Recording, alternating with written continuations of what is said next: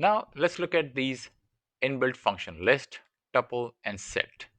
These are used to create or convert collections of data from one type to the other type. Let's convert our tuple to list and set. Suppose my tuple is given by this element right here. And the way you convert into a list by calling this list function, and you supply the argument of the tuple t right here. Likewise, you can convert into set by calling the set function and pass in this t right here.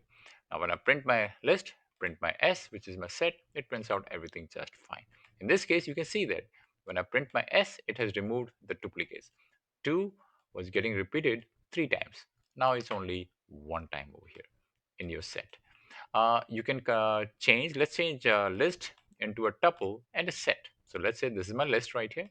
And the way you change into tuple by calling the tuple function, pass in your list to that, change into set by passing a list to that, run this, and it's gonna print out your tuple and it's gonna print out your set by removing the duplicates. Let's change set to list and tuple. So this is my set right here, convert into a tuple and convert into a list. So in this case, it creates a T, it creates a L. These are two variables. I print my T, print my L. In other words, print your tuple, print your list. It prints out the tuple right here and it prints out the list.